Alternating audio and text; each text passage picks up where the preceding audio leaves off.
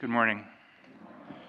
Poor Stephen in the Acts of the Apostles. He's just doing the will of God. He's proclaiming the gospel, and they don't like that, and we didn't quite get to the good part yet. I think that might be tomorrow or the next day, so stay tuned. Surprise, he gets stoned. He's the first martyr of the church because he believed the words of the Son of God. Yesterday we heard the Road to Emmaus gospel passage, and we recognize that the apostles recognized Jesus in the breaking of the bread. Friday, the gospel was the multiplication of the loaves and fishes, which is a foreshadowing of the Eucharist, where Jesus took, blessed, broke, and gave the bread. And then today we hear that his followers came to Capernaum following after, and he says, "Did you come looking for me because of the signs or because I fed you?" Because I fed you. I've got a handful of people that I allow to feed me. A lot of people want to try to feed me, and I'm like, no, don't do that. I like to cook, and when I find someone that cooks something better than me, I'll take it.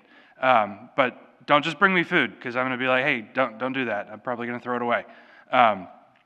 But when I find people who can feed me, I'm like, yeah, I'm going to come back for more, right?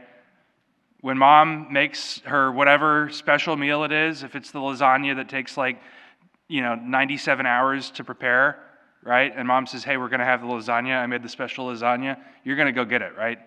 Jesus feeds his disciples first with the loaves and the fishes to prepare them to be fed with his very body. To prepare them to be fed with his very body. And it's in the breaking of the bread that we recognize him.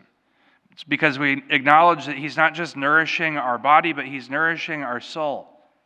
He's nourishing our spirit. He's feeding us with an eternal food. He's feeding us with the bread come down from heaven.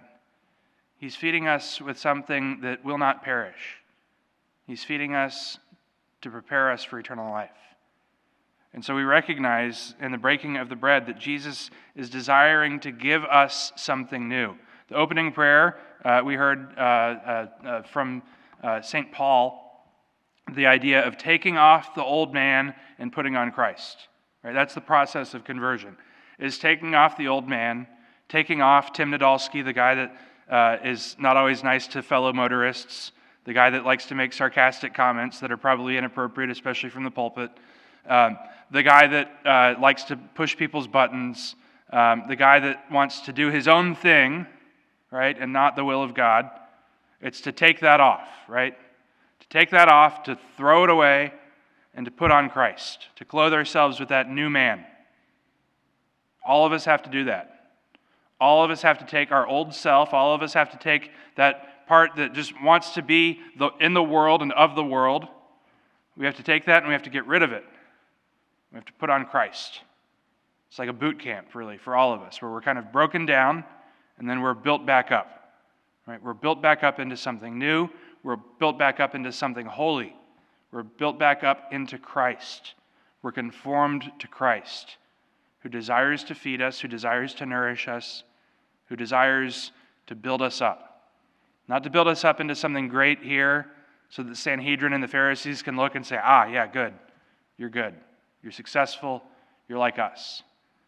But rather to build us up into something that looks almost pathetic in earthly terms. If we look at the cross, right? It's pathetic. It's pitiable. Christ builds us up into something that is not of this world but is of heaven. We have to allow him to do that. That's what gave Stephen the courage. That's what gave Stephen the grace. That's what gave Stephen the ability to go and to stand before the Sanhedrin, eventually to go stand before Saul. The ability to receive the gift, the grace of martyrdom. And so let us continue throughout this Easter season to allow the Lord to build us up into something new as we continue to shed our old selves, our sinful ways, our worldly ways. And let us allow Christ to build us up into something new as he feeds us, as he nourishes us.